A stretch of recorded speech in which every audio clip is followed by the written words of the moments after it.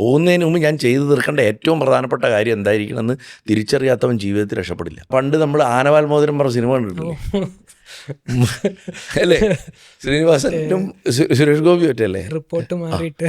അപ്പോൾ ഇദ്ദേഹം അവിടെ ഒരു മരത്തിൻ്റെ താഴെ ഈ ചുടലയിലിരിക്കുന്ന ദേവിയെ, കാളിയെ പ്രതിഷ്ഠിച്ചിട്ടുണ്ട്. എൻ്റെ അടുത്ത് പറഞ്ഞു, ശരത്തേട്ടാ നമുക്കൊന്ന് പോയിട്ട് സംസാരിച്ചിട്ട് വരാമെന്ന്. എനിക്കിപ്പോൾ ഡെത്ത് ആലോചിക്കാൻ വയ്യ, കാര്യം എനിക്ക് ഇന്ന കാര്യങ്ങൾ അത് കഴിഞ്ഞാൽ പിന്നെ തീർന്നില്ലേ എന്ന് പറഞ്ഞിട്ട്.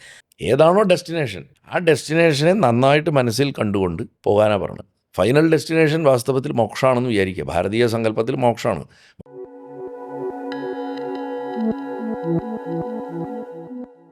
ഈ കോൺവെർസേഷനിൽ ഞാൻ ആദ്യം ചോദിക്കാമെന്ന് വെച്ചൊരു ക്വസ്റ്റ്യൻ ഉണ്ടായിരുന്നു. അതായത് ഈ പറയുന്ന സോ കോൾഡ് ഡെത്ത് ഇപ്പോൾ ഇവിടെ നമ്മുടെ അടുത്ത് വന്നാൽ നമ്മളെ ആരെയും കൊണ്ടുപോകാനല്ല, then ഇത് നമ്മുടെ ഈ കോൺവെർസേഷനിൽ ഒന്ന് ജോയിൻ ചെയ്ത് കഴിഞ്ഞാൽ ഒന്ന് കേൾക്കാനും നിന്ന് കഴിഞ്ഞാൽ എങ്ങനെ ഇത് ട്രാൻസ്ഫോം ചെയ്യും. ഞാൻ ചിലപ്പോൾ ഇതുവരെയ്ക്കും ആലോചിക്കാത്തൊരു സാധനമുണ്ട്, ചിലപ്പോൾ ഞാനായിരിക്കും ആദ്യം വീഴുക.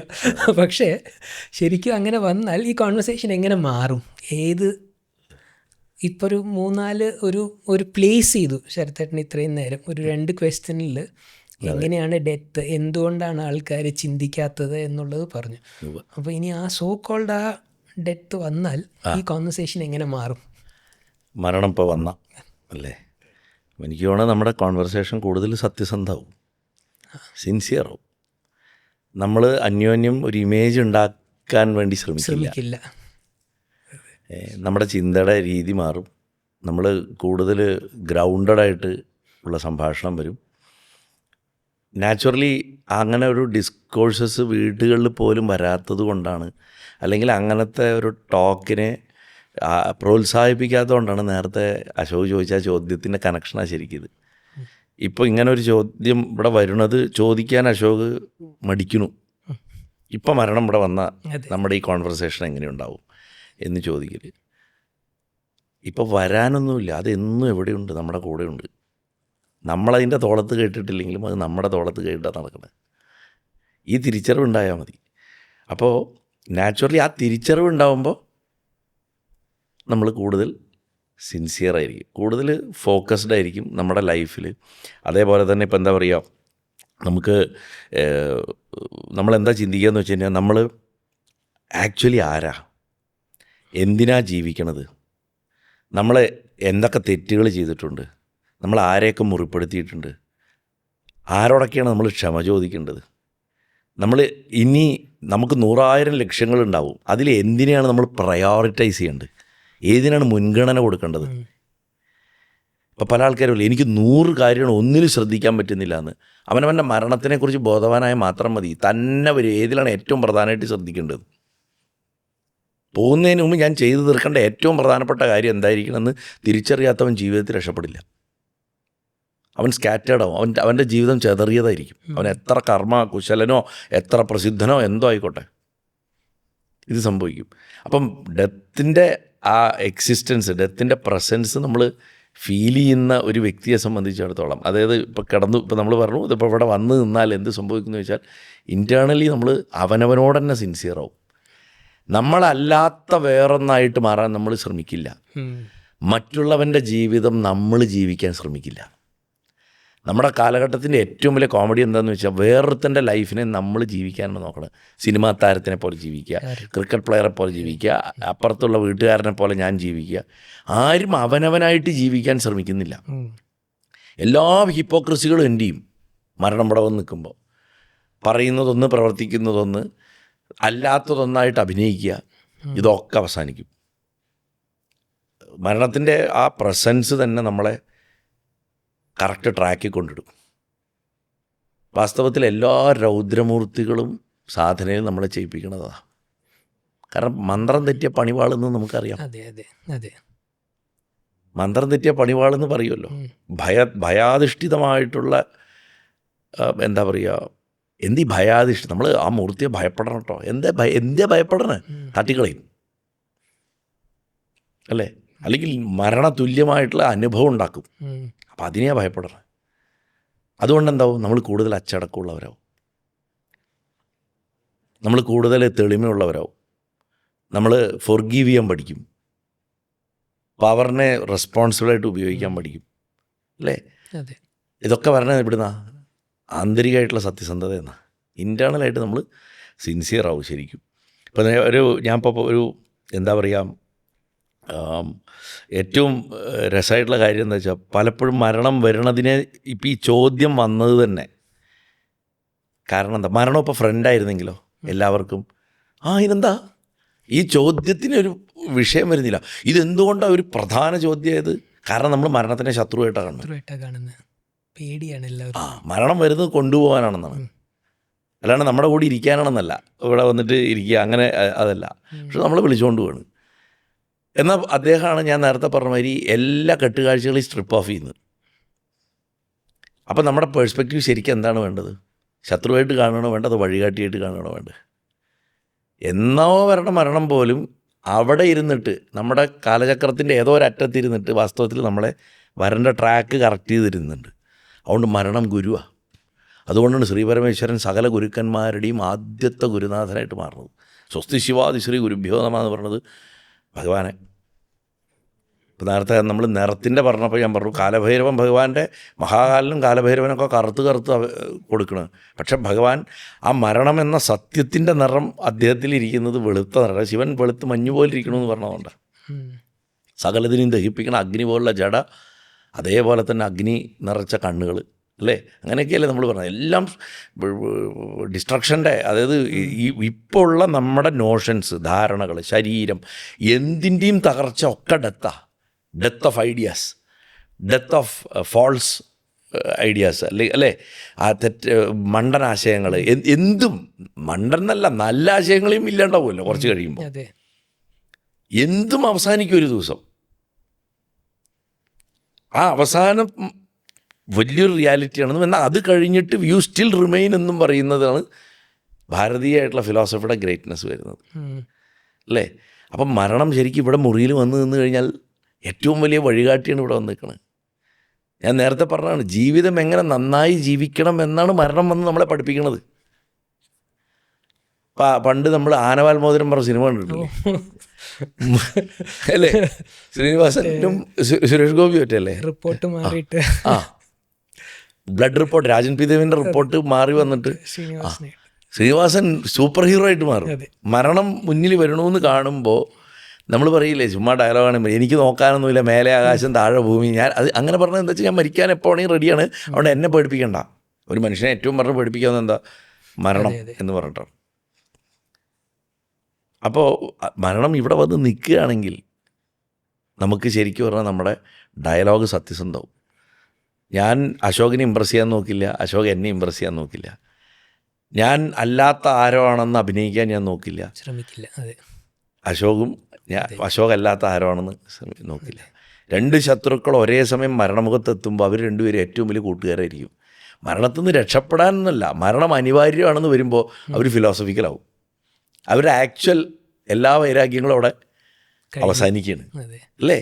അപ്പോൾ ശരിക്കും പറഞ്ഞു കഴിഞ്ഞാൽ നമ്മളിപ്പോൾ ശ്മശാനത്തിലൊക്കെ പോയിട്ട് നിൽക്കുന്ന സമയത്ത്, ശ്മശാനത്തിൽ ആരുടെയെങ്കിലും സംസ്കാരങ്ങൾക്ക് പോയിട്ടുള്ളവർ ചിന്തിക്കുന്നൊരു വ്യക്തി, അവിടെ പോയിട്ടും എൻ്റെ മുഖം, എൻ്റെ ഫേസ്, എൻ്റെ ക്ലോസപ്പ് എന്ന് പറഞ്ഞിട്ട് നിൽക്കുന്ന ആൾക്കാരുണ്ട്. പക്ഷേ ശ്മശാനത്തിൽ ചെന്ന് കഴിഞ്ഞാൽ പൊതുവായിട്ട് സാമാന്യ ബുദ്ധിയുള്ളൊരു മനുഷ്യന് ആരോടും അസൂയ തോന്നില്ല. അവിടെ എൻ്റെ ഷർട്ട് ചുളിഞ്ഞിട്ടുണ്ടോ, മുണ്ട് ചുളിഞ്ഞിട്ടുണ്ടോ എന്ന് ചിന്തിക്കില്ല, അല്ലേ? പക്ഷെ ചില സമയങ്ങളിൽ ചില വ്യക്തികൾ നമ്മളെ അത്ഭുതപ്പെടുത്തുകയും ചെയ്യും, അത്ഭുതപ്പെടുത്തി ഞെട്ടിക്കും. കുറേ കാലം മുമ്പ് ഞങ്ങൾ ഒരു സുഹൃത്തിൻ്റെ അമ്മ മരിച്ചു. അദ്ദേഹം കഥകളി ലോകത്തൊരു വലിയ നടനാണ്, അദ്ദേഹത്തിൻ്റെ അമ്മ മരിക്കുകയാണ്. അപ്പോൾ അമ്മ മരിക്കുന്ന സമയത്ത് ഞങ്ങൾ പാലക്കാട് അടുത്തുള്ള ഒരു വലിയ പ്രസിദ്ധമായിട്ടുള്ള ശ്മശാനത്തിൽ ചെല്ലുകയാണ്. അപ്പോൾ ചെന്നിട്ട് ബോഡി വന്നിട്ടില്ല. അപ്പോൾ കഥകളിയിൽ തന്നെ അദ്ദേഹത്തിൻ്റെ ഒരു ജൂനിയറായിട്ടുള്ളൊരു നടൻ, അദ്ദേഹം ഒന്നാന്തരം വേഷക്കാരൻ, ആ വ്യക്തി ആണ്, ഞാനുമാണ് അവിടെ ആദ്യം എത്തിപ്പെടുന്നത്. അപ്പോൾ അവിടെ വേറെ ആരുടെയൊക്കെ ബോഡികൾ ദഹിപ്പിച്ചുകൊണ്ട് നിൽക്കുകയാണ്.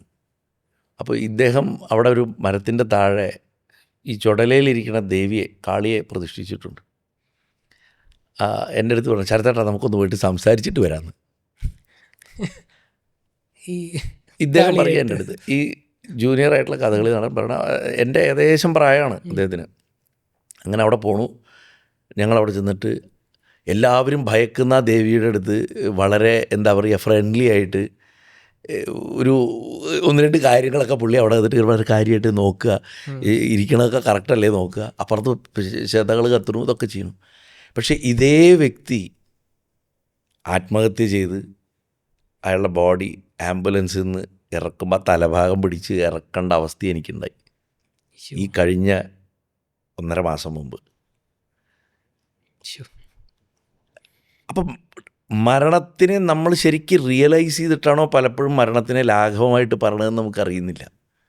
ഇപ്പം മരണം ഇവിടെ വന്ന് നിൽക്കണു എന്ന് പറഞ്ഞു നമ്മൾ ഇരുന്നിട്ട് ഇത്രയും ഫിലോസഫിക്കലായിട്ടൊക്കെ പറയും. ഇപ്പം ഞാൻ പറയണു നമ്മുടെ കോൺവെർസേഷൻ സത്യസന്ധമാവും, അതാവും. പക്ഷേ ആ ട്രൂ റിയലൈസേഷൻ അശോകിൻ്റെ ഉള്ളിലോ എൻ്റെ ഉള്ളിലോ വന്നിട്ടുണ്ടോ? മരണത്തിൻ്റെ ദേവതയായിട്ടിരിക്കുന്ന ഒരു കാവൽ ദേവതയായിട്ടിരിക്കണ ആ ദേവിയുടെ അടുത്ത് ചെന്നിട്ട് ഒരു ഭയവും ഇല്ലാണ്ട് അടുക്കാൻ ഭയക്കുന്ന ഒരു ദേവതയുടെ അടുത്ത് ചെന്നിട്ട് സ്നേഹത്തോടെ സംസാരിക്കുന്ന അതേ വ്യക്തി തന്നെ പിന്നീട് ഇങ്ങനെ ചെയ്യുന്നു. ജീവിതത്തിൽ നിന്ന് ഒളിച്ചോടിയിട്ടാണ്. അത്രയും വേദന അനുഭവിച്ചിട്ടാണ് പാവം അത് ചെയ്തത്. സഹിക്കാൻ പറ്റാത്ത വേദന ആയതുകൊണ്ട് മാത്രം ചെയ്തു പോയതാണ്. പക്ഷെ അങ്ങേരെ പോലെ ഒരാളത് ചെയ്തു എന്ന് വിശ്വസിക്കാൻ ഇന്നും ഞങ്ങൾക്ക് ആർക്കും സാധിച്ചിട്ടില്ല. അപ്പോൾ അതൊരു ട്രൂ ആക്സെപ്റ്റൻസ് ഓഫ് ഡെത്ത് അല്ല, ഇവിടുന്ന് ഒരു ഒളിച്ചോട്ടമായിട്ട് മരണത്തിനെ സ്വീകരിച്ചാണ്. ഞാൻ പറഞ്ഞതിൻ്റെ ആ തിൻ ലൈൻ കിട്ടുന്നുണ്ടോയെന്നറിയില്ല, എനിക്ക് അറിഞ്ഞൂടെ എത്ര കൺവേ ആവും ആൾക്കാർക്ക് കേൾക്കണവർക്കെന്ന്. വളരെ ഒരു ഹെയർ ലൈൻ അവിടെ.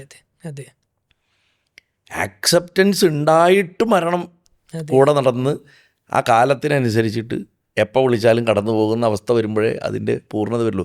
അതുവരെ ഇപ്പം ഞാനീ പറഞ്ഞ മാതിരി ഇപ്പം മരണം ഇവിടെ വന്ന് നിന്നാലും ഈ പറഞ്ഞ സത്യസന്ധത ഉണ്ടായാലും അതിൻ്റെ ആ റിയാലിറ്റി നമ്മുടെ അകത്തേക്ക് അങ്ങോട്ട് ഇറങ്ങാതെ ഉള്ളത് വെറും ടോക്ക് മാത്രമാണ്. അപ്പോൾ 2 തലത്തിലാണ് മരണം. ഇപ്പോൾ ഇവിടെ വന്ന് നിന്നാൽ എങ്ങനെയാണ് നമ്മുടെ ഈ സംഭാഷണം മാറുക എന്നുള്ളത്. ഒന്ന്, നമ്മൾക്ക് റിയലൈസേഷൻ ഡോണിയും മരണം അവിടെ നിൽക്കുകയാണ്, അതുകൊണ്ട് നമ്മൾ വിൽ ബി സിൻസിയർ. പക്ഷേ അതിനെ ആക്സെപ്റ്റ് ചെയ്യാമെന്നൊരു സംഭവമുണ്ട്. ഇത് നമ്മൾ പുറത്തെ പ്രകടനം മാത്രമാണ്, നമ്മുടെ അകത്തുള്ളത്. ആ മാറ്റം എന്താ? ആ സെക്കൻഡിൽ നമ്മുടെ എല്ലാ സംഭാഷണവും അവസാനിക്കും, സൈലൻസ് ആയിരിക്കും. പിന്നെ നമുക്കൊന്നും സംസാരിക്കാനില്ല. ആ ആളെ അവിടെ നിർത്തിക്കൊണ്ട് നമ്മൾ എന്ത് സംസാരിക്കാനാണ്? We fall short of words എന്ന് പറയും. 2 സ്ഥലത്താണ് നമ്മൾ ഷോർട്ട് ഓഫ് വേർഡ്സ് ആവുക ശരിക്കും. ഒന്ന് ഈശ്വരൻ എന്താണെന്ന് എക്സ്പ്ലെയിൻ ചെയ്യണം എൻ്റെ അവിടെ, 2 ഡെത്തിനെ ആക്സെപ്റ്റ് ചെയ്യണം എൻ്റെ അവിടെ. സയൻസിന് ഡെത്തിനെ ഡിഫൈൻ ചെയ്യാൻ പറ്റുന്നുണ്ടാവും, പക്ഷെ ഡെത്ത് എന്ന് പറഞ്ഞ എക്സ്പീരിയൻസിന് ഡിഫൈൻ ചെയ്യാൻ പറ്റില്ല. എന്താണ് ഡെത്ത് എന്ന് പ്രോസസ്സ് പറയാൻ പറ്റും, സയൻസിന് പറയാം. നമ്മൾ വലിയ ജൈൻറ്റ് മോളിക്യൂൾസാണ്, നമ്മൾ ആ മോളിക്യൂൾസൊക്കെ എന്താ പറയുക അതിൻ്റെ ഘടനയിൽ നിന്ന് വിടുന്നു, അങ്ങനെയൊക്കെ പറയാം, പലതും പറയാം. പക്ഷെ എന്താ മരണം? അനുഭവം. ആത്യന്തികമായിട്ട് മരണം അനുഭവമാണ്. മരണാനുഭവം എന്ത്? ആ അനുഭവിക്കുന്നത് ആര് എന്നൊരു ചോദ്യമുണ്ട്. ആ അനുഭവം എന്താണെന്നുള്ളതിനെക്കുറിച്ചുള്ള ബോധം വരാത്തിടത്തോളം മരണത്തിനെക്കുറിച്ചുള്ള ഏത് ഡിസ്കഷനും വാസ്തവത്തിൽ കോമഡിയാണ്. അതുകൊണ്ട് മരണം ഇവിടെ വന്ന് നിന്ന് കഴിഞ്ഞാൽ ആദ്യം നമ്മൾ സത്യസന്ധരാവും, പിന്നെ ആ അനുഭവത്തിലേക്കുള്ള ഗേറ്റ് അങ്ങോട്ട് തുറക്കുന്നതോട് കൂടിയിട്ട് നിശബ്ദരവും. കോൺവെർസേഷൻ ഉണ്ടാവില്ല, ഒരിക്കലും ഉണ്ടാവില്ല. കാരണം ഇത് നമ്മളെ സംബന്ധിച്ചിടത്തോളം എന്താ പറയുക, യഥാർത്ഥത്തിൽ മരണം ചെയ്യണത്, മരണം വന്ന് നിൽക്കുമ്പോൾ അത് നമ്മളെ പേടിപ്പിക്കാനല്ല വരണം, നമ്മളെ സത്യത്തിലേക്ക് ക്ഷണിക്കാൻ വരിക. ഈശ്വരൻ എന്ന് പറയുന്ന സത്യത്തിൻ്റെ ഇൻവിറ്റേഷനായിട്ട് വരുന്ന ആളാണ് മരണം. ഈതർ അത് നമ്മളെ ഈ ചക്രത്തിൽ നിന്ന് ഫൈനലി കടത്തിക്കൊണ്ടുവിടും, അതല്ലെങ്കിൽ ഇത്രയും നശിച്ചൊരു ജീവിതം ജീവിച്ചിട്ട് it gives 1 more chance to be born again, വീണ്ടും ജനിക്കാനൊരു അവസരം ഉണ്ടാക്കി തരണു, എന്നിട്ടെങ്കിലും നന്നാവൂ എന്നുള്ള ഒരവസരം. ഈതർ വേ ഇതിലേതെങ്കിലും ഓപ്ഷൻ തരാനാണ് മരണം വരണത്. പക്ഷെ അതും എന്തിനാണ് വീണ്ടും ജനിക്കാനൊരു ഇൻവിറ്റേഷൻ തരണത്? ഒരു പുതിയൊരവസരം സത്യം കണ്ടുപിടിക്കാൻ, ഈശ്വരനെ അനുഭവിക്കാൻ, നമ്മുടെ അനശ്വരത എന്താണെന്ന് മനസ്സിലാക്കാനുള്ള അനദർ ചാൻസ് തരിക. ഒന്നുമില്ലെങ്കിൽ അല്ലെങ്കിൽ അനശ്വരത കയ്യിൽ അങ്ങോട്ട് വെച്ച് തരിക. ഇതിനാണ് മരണം വരുന്നത്. അപ്പോൾ അതുകൊണ്ട് മരണമാണ് ഏറ്റവും വലിയ ഗുരുനാഥൻ. അതുകൊണ്ടാണ് ശനി ഏറ്റവും വലിയ ഗുരുനാഥനാണെന്ന് പറയും വ്യാഴത്തിനെക്കാട്ടിലും. കാരണം മരണമെന്ന സത്യത്തിനെ ഏറ്റവും കൂടെ പഠിക്കുന്നത് നമ്മൾ ശനിദശാകാലത്താണ്. പരാജയങ്ങളിൽ കൂടിയും അതെ അതെ പല പല പല സംഭവങ്ങളിൽ കൂടിയും. ശനീശ്വരൻ എന്നാ പറയുക ശനിയെ, അതെ. അല്ലേ? അദ്ദേഹം ആരുടെ സഹോദരനാ? യമൻ്റെ സഹോദരനാണ്. മരണത്തിൻ്റെ സഹോദരനാണ് ശനി. അതെങ്ങനെയാണ് ശനി പഠിപ്പിക്കണേ? He slows down everything. നമ്മൾ എന്തും കിട്ടാൻ കിടന്ന് ഇങ്ങനെ പായാണ്, ഓടണ്. ശനിച്ച മന്ദതയാണ്, മെല്ലെ ആക്കും. മെല്ലെ നിക്ക് നിക്ക് നിക്ക് എന്ന് പറഞ്ഞ് പിടിച്ച് നിർത്തി സ്ലോ ഡൗൺ ചെയ്യിച്ചിട്ട് നമ്മളെ പ്രിപ്പയർ ചെയ്യുക. അതുകൊണ്ടാണ് ശരിക്കും പറഞ്ഞാൽ ശനിദശ ഏറ്റവും വലിയ പ്രിപ്പറേറ്ററി ഫേസ് ആണെന്ന് പറയുക. അപ്പോൾ മരണം നമ്മളെ പേടിപ്പെടുത്താൻ വരണമല്ല, മരണം നമ്മളെ പഠിപ്പിക്കാൻ വരണതാണ്. പഠിപ്പിക്കുക വെച്ചാൽ ഈ comes with an invitation either for a new birth and seek truth or to attain truth at that given moment. സത്യത്തെ അപ്പം സാക്ഷാത്കരിക്കാനോ അല്ലെങ്കിൽ ഇനിയൊരു അവസരം കൂടെ സത്യത്തെ സാക്ഷാത്കരിക്കാനുള്ള ഒരു ജന്മം തരാനോ വേണ്ടിയിട്ടാണ് മരണം പറയുന്നത്. അതുകൊണ്ട് യഥാർത്ഥ ഗുരുനാഥനാണ്. അപ്പോൾ നമ്മൾ ആ കാഴ്ചപ്പാടിലായിരിക്കും അദ്ദേഹം ഇവിടെ വന്ന്, അല്ലെങ്കിൽ ആ ട്രൂത്ത് ഇവിടെ വന്നു കഴിഞ്ഞാൽ, അല്ലെങ്കിൽ ട്രൂത്ത് വരിക എന്നുള്ളത് പറയുന്നതിനെക്കാട്ടിലും കൂടുതൽ അതെപ്പോഴും ഉണ്ട്. നമ്മൾ അവെയറായാൽ, ഞാനും അശോകും ഈ സംസാരിക്കുമ്പോൾ മരണത്തിനെക്കുറിച്ച് ബോധവാന്മാരാവുന്നതിനാണ് മരണം ഇപ്പോൾ ഇവിടെ വന്നാൽ എന്ന് നമ്മൾ പറയണത്. മരണം എപ്പോഴും അവിടെ തന്നെയുണ്ട്. മരണം എന്നുണ്ട്. നമ്മൾ ജനിച്ച് സെക്കൻഡ് നമ്മുടെ ഗർഭത്തിലുണ്ടായ സമയം തൊട്ടേ ഉണ്ട്. ഇപ്പം ഛിദ്രമായി പോയിരുന്നെങ്കിലോ? അപ്പം മരണം അന്ന് തൊട്ടുണ്ട്. പക്ഷെ നമ്മൾ അവെയറാവുന്ന മൊമെൻറ്റിൽ നമ്മൾ സത്യസന്ധരാവും, അതെ, സൈലൻ്റ് ആവും. അതാണ് എനിക്ക് തോന്നുന്നത്. ഈ സിൻസിയർ ആവുക എന്ന് നമ്മൾ പറഞ്ഞല്ലോ. അപ്പം ഈ സിൻസിയറിറ്റി അതിനെ ഒന്ന് ഇപ്പം നമ്മളിപ്പോൾ ആരോടുത്ത് ഡിസ്കസ് ചെയ്യുമ്പോഴും ഓരോരോ ഞാൻ സിൻസിയർ ആയിട്ടല്ലേ ചെയ്യുന്നത്. കാരണം എനിക്ക് ഇന്ന കാര്യങ്ങൾ ചെയ്യാനുണ്ട്, എൻ്റെ പേരൻസിൻ്റെ കാര്യം നോക്കാനുണ്ട്, എനിക്കൊരു ആംബിഷൻ ഉണ്ട് സെയിങ് ദറ്റ് എനിക്ക് ഇത്ര പ്രായത്തിൽ ഇന്ന കാര്യങ്ങൾ ചെയ്യണം എന്നുള്ളത്. അപ്പം ഇതെല്ലാം എക്സ്പെക്റ്റേഷൻസ് ആവുകയാണ്. അപ്പോൾ ഈ എക്സ്പെക്റ്റേഷൻസ് ഉള്ളപ്പോൾ നമ്മൾക്കിതിനെ ആ ഒരു മറ്റേ അക്സെപ്റ്റൻസ് കിട്ടുമോ? അൺടിൽ അൺലെസ് ഇപ്പോൾ ഡോക്ടേഴ്സ് പറയണ ഒരു പർട്ടിക്കുലർ സ്റ്റേറ്റിൽ പറയണ യു ഹാവ് ഓൺലി വട്ട് ഇയേഴ്സോ എന്ന് പറഞ്ഞു കഴിഞ്ഞ് കഴിഞ്ഞാൽ അപ്പം നമ്മൾ റിയലൈസ് ചെയ്യാൻ തുടങ്ങും. അപ്പം നേരത്തെ ശരത്തേട്ടൻ പറഞ്ഞ പോലെ ഇത്ര കാര്യങ്ങൾ ഞാൻ ചെയ്തിട്ടില്ല, ഇത് ചെയ്തില്ല, അത് ചെയ്തില്ല, അത് പോയില്ല. അതെ, അപ്പോൾ ഇതെല്ലാം പിന്നെ ഒന്നായിട്ട് ചെക്ക് ലിസ്റ്റ് ഉണ്ടാക്കുകയാണ് ചെയ്തിട്ടില്ലെന്ന്. അപ്പോഴാണ് ഇവർ ആക്ച്വലി ജീവിക്കാൻ തുടങ്ങുന്നത്. അപ്പോൾ ഈ ഡെഫിനിഷനിലൊരു ഗ്യാപ്പ് തോന്നുന്നുണ്ട് എനിക്കത്. ഇപ്പോൾ നമ്മൾ ചിലർ പറയുന്നത് അവർ പറയുന്നത് കറക്റ്റാണ്, അവർ സിൻസിയർ ആവണം, അവർ സിൻസിയർ ആയിട്ടാണ് പറയുന്നത്. എനിക്കിപ്പോൾ ഡെത്ത് ആലോചിക്കാൻ വയ്യ, കാര്യം എനിക്ക് ഇന്ന കാര്യങ്ങൾ അത് കഴിഞ്ഞാൽ പിന്നെ തീർന്നില്ലേ എന്ന് പറഞ്ഞിട്ട്. അപ്പം അത് ഗ്യാപ്പില്ലേ ശരിക്കും? അതിൻ്റെ മീനിങ്ങേ മാറിയില്ലേ? അതെന്താ വെച്ചാൽ ഇപ്പോൾ ഈ പറഞ്ഞതൊരു എസ്കേപ്പിസം ആണല്ലോ ശരിക്കും. ഇതിനെ ഇപ്പോൾ അശോക് ചോദിച്ച ഈ ചോദ്യത്തിനെയാണ് ഭഗവത്ഗീത അഡ്രസ്സ് ചെയ്യുന്നത്, വേറൊന്നുമല്ല. ആ സെക്കൻഡ് സാഖ്യയോഗത്തിൽ എന്താ അഡ്രസ്സ് ചെയ്യുന്നത്? കൃഷ്ണൻ ഇതാണ് പറഞ്ഞു, ഭഗവാൻ ഗുരുവായൂരപ്പൻ ഇതാണ് ഡയറക്റ്റായിട്ട് അർജുനന് പറഞ്ഞു കൊടുക്കുന്നത്. മരണം അനിവാര്യതയാണ്, പക്ഷെ മരണം അവസാനമല്ല. മരണം സെർട്ടനാണ്, പക്ഷേ എൻഡല്ല. 1. 2, എക്സ്പെക്റ്റേഷൻ ഇല്ലാണ്ട് കർമ്മം ചെയ്യാൻ എന്തിനാണ് പറഞ്ഞത്? ഈ ലെസൺ മനസ്സിലാക്കി കൊടുക്കാനാണ് ബാക്കിയുള്ള 16 അധ്യായം. അർജുന വിഷാദ യോഗം ക്വസ്റ്റ്യൻസാണ് അർജുനൻ്റെ. സാഖ്യത്തിൽ പറയാനുള്ളതൊക്കെ പറഞ്ഞു, മരണത്തിൻ്റെ കോർ ട്രൂത്ത് പറഞ്ഞു കഴിഞ്ഞു. ഇപ്പം നമ്മൾ ഇത്രയും നേരം പറഞ്ഞതിൻ്റെ വേറൊരു ഫോമിൽ ഭഗവാൻ അത് പറഞ്ഞു കഴിഞ്ഞു. അതിനുശേഷം വരുന്ന അധ്യായങ്ങൾ മുഴുവൻ ആ കോർ ട്രൂത്തിനെ ആക്സെപ്റ്റ് ചെയ്യാനുള്ള വിദ്യകളാണ് പറഞ്ഞു കൊടുക്കുന്നത്. അതിൽ ഫസ്റ്റ് വരുന്നതാണ് കർമ്മയോഗം. കർമ്മയോഗത്തിൽ എന്താ പറയുന്നത്? ചെയ്യണ കാര്യങ്ങൾ ആ പ്രോസസ്സിൽ ശ്രദ്ധിച്ചുകൊണ്ടിരിക്കുക. മരണം എന്തെങ്കിലും ഒരു ദിവസം വരുന്നുള്ളത് കൊണ്ട് നിങ്ങൾ ജോലി ചെയ്യാണ്ടിരിക്കുകയല്ല വേണ്ടത്, യുദ്ധം ചെയ്തുകൊണ്ടേയിരിക്കണം. അത് ചിട്ടയായിട്ട് ചെയ്യണം. അതിൻ്റെ ഔട്ട്കമ്മിനെ കുറിച്ച് ആലോചിക്കേണ്ടതാണ്. കാരണം ഔട്ട്കമ്മിൽ സ്റ്റക്കാവുമ്പോഴാണ് നമ്മൾ മരണത്തിൽ നിന്ന് ഒളിച്ചോടാനുള്ള നമ്മുടെ പ്രവണത വരണം. ഇന്ന റിസൾട്ട് ഉണ്ടാക്കണം, ഈശ്വര അതിന് മുമ്പ് ഞാൻ തീർന്നു പോയാലോ? അതിൽ ഫോക്കസ് കൊടുക്കാൻ വേണ്ടിയാണ് ഗീത പഠിപ്പിക്കുന്ന എല്ലാ പാഠങ്ങളും. ഈ എന്താ പറയുക, സെക്കൻഡ് ചാപ്റ്ററിൻ്റെ അകത്ത് ആത്മാവിൻ്റെ അനശ്വരതയും മനുഷ്യ ശരീരത്തിൻ്റെ നശ്വരതയും, അതായത് മനുഷ്യ ശരീരത്തിൻ്റെ നശ്വരതയാണല്ലോ നമ്മൾ ഈ മരണം എന്ന് പറയുന്നത്. ആത്മാവിന് മരണമില്ല. ആത്മാവിന് മരണമില്ല എന്നുള്ള ഈ തോട്ട് എന്തുകൊണ്ടാണ് അടിച്ച് കയറ്റണം എന്ന് വെച്ച് കഴിഞ്ഞാൽ മരണം എന്ന് പറയുന്നത് ജസ്റ്റ് കടന്നു പോകുന്ന ഒരു ഘട്ടം മാത്രമാണ്. പക്ഷെ അത് സർട്ടനാണ്, ജനിച്ചാൽ മരിക്കും, സംശയിക്കണ്ട എന്ന് വെച്ചിട്ട് കർമ്മത്തിൽ നിന്ന് ഒളിച്ചോടരുത്. അതുകൊണ്ട് ഞാൻ കർമ്മത്തിൽ ഫോക്കസ്ഡാണ്. അതുകൊണ്ട് എനിക്കിപ്പോൾ മരണത്തിനെക്കുറിച്ച് ആലോചിക്കാതിരിക്കാനല്ല ഭഗവാൻ പറഞ്ഞത്. ചില ആൾക്കാർ നീ ഇപ്പോൾ അതൊന്നും ആലോചിക്കണം, നീ ഇപ്പോൾ ചെയ്യണ പണി ചെയ്താൽ മതി എന്ന് പറയും. ഭഗവാൻ അതും പറഞ്ഞില്ല. ഭഗവാൻ പറഞ്ഞ അവിടെ ഉണ്ടെന്ന് ഉറപ്പിച്ചോ മനസ്സിൽ, 100% അവിടെ ഉണ്ട്. പക്ഷെ നീ ഈ ശരീരം ഇപ്പോൾ ഉള്ള സമയത്ത് നീ ചെയ്യേണ്ട കാര്യങ്ങൾ നീ ചെയ്യണം. അതിൻ്റെ ഔട്ട്കം എനിക്ക് വിട്ടുക. കാരണം അവിടെ ഭഗവാൻ ഡെസ്റ്റിനി ആയിട്ടാണ് പറയണത്.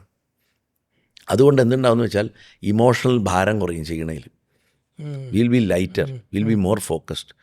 ഞാൻ പലപ്പോഴും ഗണപതി ആരാധിക്കണതിൻ്റെ പ്രഭാഷണങ്ങൾ പറയല്ലേ, ഗണപതി വികാരരഹിതനാണ്. വികാരരഹിതമായിട്ടുള്ള ഇമോഷൻ ഇല്ലാത്ത ഇൻ്റലക്റ്റിന് മാത്രമേ ഒരു പ്രോസസ്സിനെ കൃത്യമായിട്ട് ചെയ്യാൻ പറ്റുള്ളൂ. ഇല്ലെങ്കിൽ അതിൻ്റെ ഇടയിൽ നമ്മുടെ സംശയങ്ങളുണ്ടാവും, പ്ലസ് മൈനസ്, സങ്കടം, സന്തോഷം ഇതൊക്കെ ഉണ്ടാവും. ഇതൊക്കെ തടസ്സമാണ്. അതുകൊണ്ടാണ് വിഘ്നങ്ങളുടെ ദേവനാവുന്നതും വിഘ്നങ്ങളില്ലാണ്ടാക്കുന്നതും. ഭാരതീയമായിട്ടുള്ള കാഴ്ച ശുദ്ധബുദ്ധി എന്ന് പറയുന്നതിന്. അപ്പോൾ ഇവിടെ ആൾക്കാരിപ്പോൾ ചോദിക്കണം ഇപ്പോൾ മരണം എന്നുള്ളത് ഒരു അനിവാര്യതയാണ്, ഒക്കെ ശരിയാണ്. പക്ഷേ ഞങ്ങൾക്ക് ഇതൊക്കെ ചെയ്യണം, എക്സ്പെക്റ്റേഷൻസ് പറഞ്ഞല്ലോ. എക്സ്പെക്റ്റേഷൻസ് തന്നെയല്ലേ ഫലം. കർമ്മണ്യവാധികാരസ്ഥേ മഹാഫലേഷു കഥാചന എന്ന് പറയണത് ആ ഫലമാണ് എക്സ്പെക്റ്റേഷൻസ്.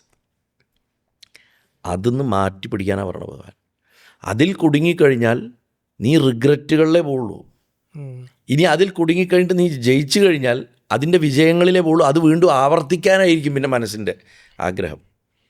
എന്നിട്ട് നടക്കാതെ വരുമ്പോൾ ഉണ്ടാവണം. അപ്പോൾ പണ്ട് ഒന്നുമില്ലാത്ത കാലത്ത് ചെറിയ വിജയങ്ങൾ പോലും ആഘോഷിച്ചിരുന്ന നമ്മൾ പിന്നെ വലിയ വിജയങ്ങൾ ഉണ്ടാകുമ്പോഴും അത് ആസ്വദിക്കാൻ പറ്റാണ്ട് അതിനേക്കാട്ടിലും വലിയ വിജയം വേണം. അല്ലെങ്കിൽ കാര്യം ഓക്കെ, പക്ഷെ ഞാൻ ഇങ്ങനെയല്ല അത് വേണ്ടിയിരുന്നത് എനിക്ക് എന്ന് പറഞ്ഞ് 100,000 റാമിഫിക്കേഷൻസ്, കോംപ്ലിക്കേഷൻസ് ഉണ്ടാക്കിക്കൊണ്ടുവരും. അതെ അല്ലേ? അതുകൊണ്ടാണ് ഞാൻ പറഞ്ഞത്, പോകുന്ന വഴിയിലുള്ള സകല കടയിലും കയറി ചായ കുടിക്കുകയും ഹോട്ടലിൽ കയറുകയും ചെയ്ത് കഴിഞ്ഞാൽ നമ്മൾ ലക്ഷ്യത്തിലെത്തുന്നത് വല്ലാത്തൊരവസ്ഥയിലായിരിക്കും. ഇത് ലക്ഷ്യത്തിനെ കണ്ടുകൊണ്ട് ഇവിടെ വൃത്തിയായിട്ട് ഡ്രൈവ് ചെയ്ത് പോകാനാണ് പറഞ്ഞത്. ഏതാണോ ഡെസ്റ്റിനേഷൻ, ആ ഡെസ്റ്റിനേഷനെ നന്നായിട്ട് മനസ്സിൽ കണ്ടുകൊണ്ട് പോകാനാണ് പറഞ്ഞത്. ഫൈനൽ ഡെസ്റ്റിനേഷൻ വാസ്തവത്തിൽ മോക്ഷമാണെന്ന് വിചാരിക്കുക. ഭാരതീയ സങ്കല്പത്തിൽ മോക്ഷമാണ്. മോക്ഷം വെച്ചാൽ ശരീരം ഇനി കിട്ടാതിരിക്കുന്ന അവസ്ഥ. ശരീരം ഉണ്ടായാലും എന്താണോ പാരമാർത്ഥിക സത്യം അതിൽ ലയിച്ച് ഉറച്ച് തൻ്റെ സ്വരൂപം അതാണെന്ന് തിരിച്ചറിഞ്ഞിരിക്കുന്ന അവസ്ഥ. ശരീരം എന്തായാലും ഇല്ലാതാവും. അപ്പോൾ പെരിഷ് ചെയ്യുന്നത് ബോഡി മാത്രമാണ്, മരിക്കുന്നത് ശരീരം മാത്രമാണ്. അതിൻ്റെ അകത്തിരിക്കണ ക്ഷേത്രജ്ഞൻ, ക്ഷേത്രം തകരും, ക്ഷേത്രജ്ഞൻ മരിക്കുന്നില്ല. പക്ഷെ എന്ന് വെച്ചിട്ട് ക്ഷേത്രജ്ഞൻ ആ ശരീരത്തിൽ ഇരിക്കുന്നിടത്തോളം കാലം കർമ്മം ചെയ്തേ പറ്റൂ. കർമ്മത്തിൻ്റെ ഫലത്തിൽ കുടുങ്ങിക്കൊണ്ട് ചെയ്താൽ ക്ഷേത്രജ്ഞൻ സഫർ ചെയ്യും. സക്സസ് കൊണ്ടും സഫർ ചെയ്യാം, ഫെയിലിയർ കൊണ്ടും സഫർ ചെയ്യാം. ഓക്കെ, അത് നമ്മുടെ എനർജിയെ നശിപ്പിക്കുകയാണ്. ഭഗവാൻ അതേ പറഞ്ഞുള്ളൂ. അവിടെ നമ്മളിന്ന് കാണുന്ന തരത്തിൽ ധർമ്മത്തിനെ വിവേചിക്കാനും ഒന്നും പറഞ്ഞില്ല. നിൻ്റെ പുറകിൽ നിന്നെ അനുകൂലിക്കണം നിൻ്റെ സഹോദരങ്ങളും സൈന്യങ്ങളും, അത് ഞാനാണ്, നീയും ഞാനാണ്. നിൻ്റെ തേര് തെളിക്കണം ഞാനും ഞാനാണ്. നിൻ്റെ എതിരെ നിന്ന് നിന്നെ കൊല്ലാൻ നിൽക്കുന്ന ആ ശത്രു സൈന്യവും ഞാനാണ്. നീ ധൈര്യമായിട്ട് യുദ്ധം ചെയ്തു എന്നാണ് പറഞ്ഞത്. ഈ അണ്ടർസ്റ്റാൻഡിങ്ങോട് കൂടിയിട്ട് കർമ്മം ചെയ്യാനാണ് പറഞ്ഞത്. നമ്മളാണെങ്കിൽ എന്താ പറയുക, അയ്യോ ശത്രുവും ഭഗവാനാണ്, നമ്മളെങ്ങനെയാണ് ഭഗവാനെ കൊല്ലുക എന്ന് പറഞ്ഞിട്ട് നമ്മളെ മണ്ടന ആശയമാണ്. പ്രകൃതിയുടെ ആബ്സല്യൂട്ട് ശക്തികളിൽ പ്ലസ്സും മൈനസും ഇല്ല. അതുകൊണ്ടാണ് അമ്മയായ കാളിക്ക് തന്നെ സംഹരിക്കാനും സാധിക്കുന്നതും ബലി സ്വീകരിക്കാനും സാധിക്കുന്നത്. ഞാൻ എപ്പോഴും പറയാറുണ്ട്, ഒരു പുഴയുടെ അടുത്ത് ചെന്നിട്ട് നല്ലവനും ദുഷ്ടനും ദാഹിച്ച് വെള്ളം കുടിക്കാൻ പോകുമ്പോൾ പുഴ പറയുന്നില്ല ദുഷ്ടാ നീ വെള്ളം കുടിക്കരുത്, എൻ്റെ നല്ലവൻ മാത്രം കുടിച്ചാൽ മതി എന്ന്. പ്രകൃതിയുടെ എല്ലാ ആബ്സല്യൂട്ട് പവേഴ്സും അങ്ങനെയാണ്. അത് മനസ്സിലാക്കിയ ധർമ്മമാണ് ഭാരതീയമായിട്ടുള്ള സനാതന ധർമ്മം. ഹൈന്ദവതയുടെ ഏറ്റവും വലിയ ഗ്രേറ്റ്നെസ്സാണ്. അവിടെ ദൈവം ബ്ലാക്കും വൈറ്റും അല്ല. ബ്ലാക്കും വൈറ്റും മനുഷ്യൻ്റെ കണ്ണിൽ കൂടെ കാണുമ്പോഴാണ്. അത് മരണത്തിനെക്കുറിച്ചുള്ള സ്ക്യൂഡ് അണ്ടർസ്റ്റാൻഡിംഗ് എന്ന്, വികലമായ അണ്ടർസ്റ്റാൻഡിംഗ് എന്നാണ് ഈശ്വരനെക്കുറിച്ചുള്ള സ്ക്യൂഡ് അണ്ടർസ്റ്റാൻഡിംഗ് വരണത്. മരണത്തിനെക്കുറിച്ച് ശരിയായ കാഴ്ചപ്പാടുള്ള ഒരു ജനതയ്ക്ക് ഈശ്വരനെക്കുറിച്ചും കറക്റ്റായിട്ടുള്ള കാഴ്ചപ്പാടുണ്ടാവും. അത് ഭാരതത്തിൽ മാത്രമേ ഉണ്ടായിട്ടുള്ളൂ. ഭാരതത്തിൽ മാത്രമേ ഉണ്ടായിട്ടുള്ളൂ. അതുകൊണ്ടാണ് മരിച്ചു കഴിഞ്ഞാൽ ഒന്നും പ്രോമിസ് ചെയ്യുന്നില്ല. സ്വർഗത്തിൻ്റെ കൺസെപ്റ്റ് പോലും ഭൂമി പോലെ വേറൊരു ലോകം മാത്രമാണ്. മരിച്ചാൽ സ്വർഗത്തിൽ പോകും എന്ന് പറയുന്നത് അവിടെ കുറച്ചു കാലം പോയി താമസിക്കാമെന്നേ പറഞ്ഞിട്ടുള്ളൂ.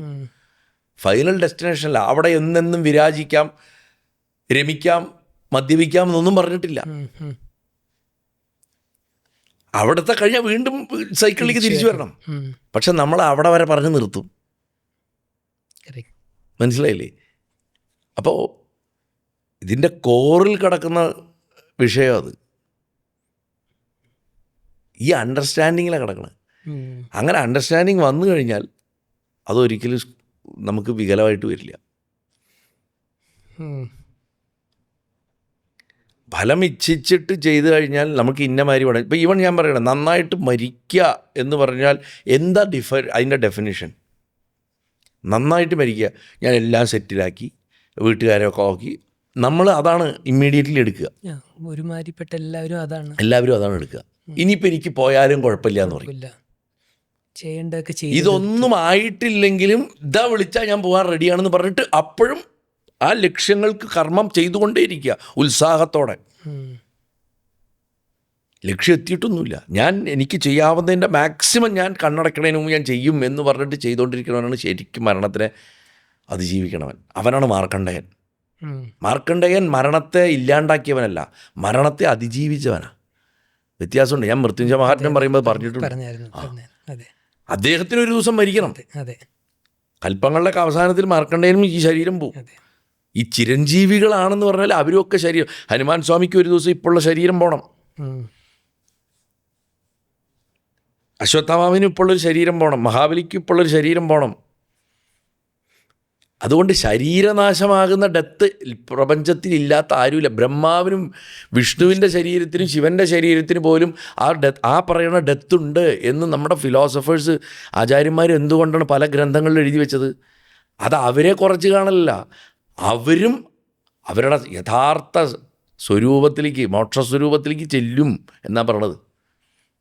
ഇന്നിപ്പോൾ അത് ദേവതകളുടെ വലിപ്പച്ചെറുപ്പം കാണിക്കാൻ വേണ്ടിയിട്ട് കളിപ്പിക്കുകയിട്ട് പതിവ്. മണ്ടന്മാർ ആണല്ലോ ചെയ്തുകൊണ്ടിരിക്കുന്നത്. അപ്പോൾ ഡെത്ത് എന്ന് പറയുന്നത് ഒരു ബാക്ടീരിയ, വൈറസ് തൊട്ടിട്ട് സ്രഷ്ടാവിൽ വരെ പോയിട്ട് നിൽക്കുന്ന വസ്തുവായിട്ടാണ് ഭാരതീയത കണ്ടത്. ഒരു രൂപമുണ്ടോ ആ രൂപത്തിന് നാശമുണ്ട്, ആ രൂപത്തിനെ കുറിക്കണ പേരിനും നാശമുണ്ട്, നാമവും രൂപവും. അപ്പോൾ അവശേഷിക്കണം എന്താ? ബാക്കി 5 ബാക്കി 3 സത്ത്, ചിത്ത്, ആനന്ദം, സച്ചിദാനന്ദം. ഇത് അവശേഷിക്കണമെന്ന് അവർ. ഈ അണ്ടർസ്റ്റാൻഡിങ് ഉണ്ടാവണമെങ്കിൽ നമ്മുടെ ദൈനംദിന ജീവിതത്തിൽ തുടങ്ങണം. കൃഷ്ണൻ അതാ ചെയ്തത് അർജുനൻ്റെ അടുത്ത്. നമ്മുടെ നോർമൽ സ്ട്രഗിൾസിൽ എങ്ങനെ ജീവിക്കണമെന്ന് പറഞ്ഞു കൊടുത്തതാണ്. So that we can receive death wholeheartedly. At any given point നമുക്ക് കടന്നു പോകേണ്ടി വരും. നമ്മൾ ഉദ്ദേശിക്കുന്ന ഡെഫിനേഷൻ എന്ന് പറഞ്ഞാൽ എല്ലാം സെറ്റിൽ ചെയ്ത് എല്ലാം നന്നായിട്ട് ഞാൻ കടന്നു പോകുന്നതാണ് നല്ല ഡെത്ത് എന്ന് പറഞ്ഞാൽ അതല്ല നല്ല ഡെത്ത്.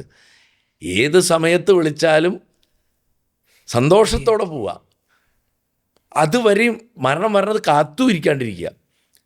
കയ്യിലുള്ള ഓരോ നിമിഷവും കർമ്മം ചെയ്തുകൊണ്ടിരിക്കുക, നല്ലത് ചെയ്തുകൊണ്ടിരിക്കുക, ചെയ്യേണ്ട കാര്യങ്ങൾ ചെയ്യുക, ഉത്തരവാദിത്വങ്ങൾ നിറവേറ്റുക. ഗൃഹസ്ഥനാണെങ്കിൽ ചെയ്യേണ്ടത് ചെയ്യുക, സന്യാസിയാണെങ്കിൽ ചെയ്യേണ്ടത് ചെയ്യുക, എന്താ ചെയ്യുക അത് ചെയ്യുക. എന്നിട്ട് എങ്ങനെ പോകണം? ശ്രീരാമകൃഷ്ണദേവൻ പറഞ്ഞ് ഞാൻ എപ്പോഴും പറയാം, ഒരു കള്ളു കുടിച്ചവൻ, ബോധമില്ലാത്തവൻ, അവൻ്റെ ഉടുവസ്ത്രം അഴിഞ്ഞു പോകുന്നത് പോലും അറിയാതെ പോകുന്നത് പോലെ ഈ ശരീരമാകണ വസ്ത്രത്തെ കളഞ്ഞിട്ട് പോകുന്നതാണ് ഡെത്ത്. ആ കള്ളു കുടിച്ചവൻ എന്ന് പറഞ്ഞാൽ ബോധക്കേട് എന്തിൻ്റെ? ബ്രഹ്മാനന്ദത്തിൻ്റെ ബോധക്കേട്. എന്ത്? ഞാൻ എറ്റേണലായിട്ടുള്ള വസ്തുവാണ് എന്ന തിരിച്ചറിവിലേക്ക് കയറുമ്പോഴാണ് ഈ കള്ളു കുടിച്ച ഉന്മത്തൻ്റെ അവസ്ഥ എത്തുന്നത്. ആ അവസ്ഥ സദാ അനുഭവിക്കുന്നത് കൊണ്ടാണ് ശിവനെ ഭ്രാന്താന്ന് വിളിക്കുന്നത്, പിത്താ എന്ന് വിളിക്കുന്നില്ല. ഇപ്പം നാളിലൂടെ ഞാൻ പെരിയപുരാണത്തിൽ പറഞ്ഞല്ലോ, പിത്താ പിറൈസൂടി എന്ന് പറഞ്ഞിട്ട് സുന്ദരർ പാടുന്നില്ലേ? മരണം എന്ന സത്യത്തെ തിരിച്ചറിയണവനുണ്ടാവുന്ന ഹർഷമുണ്ട്. അവൻ മരണത്തെ അതിജീവിക്കും, മൃത്യുഞ്ജയനാവും. അത് നമുക്ക് ആദ്യം കാണിച്ചു തന്ന ആളാണ് ഭഗവാൻ. അതുകൊണ്ടാണ് അദ്ദേഹം മൃത്യുഞ്ജയനായത്. മരണത്തെ അതിജീവിച്ചവനെ വേറൊരുത്തനെ മരണത്തിനെ അതിജീവിപ്പിക്കാൻ പറ്റുള്ളൂ. അതുകൊണ്ടാണ് നമ്മൾ അദ്ദേഹത്തിനെ പ്രാർത്ഥിക്കുന്നത്. അസുഖം വന്ന മൃത്യുഞ്ജയം നടത്തുന്നതും നാമം ജപിക്കുന്നതും ഒക്കെ അതുകൊണ്ടാണ്. അപ്പം എക്സ്പെക്റ്റേഷൻസിനെ ഇല്ലാതെ കർമ്മം ചെയ്യിപ്പിക്കലാണ് ഭഗവാൻ പഠിപ്പിക്കുന്നത്. അത് ശിവൻ ജീവിതം കൊണ്ട് പഠിപ്പിക്കുന്നു, കൃഷ്ണൻ പടക്കളത്തിൽ പഠിപ്പിക്കുന്നു. അത്ര വ്യത്യാസമുള്ളൂ.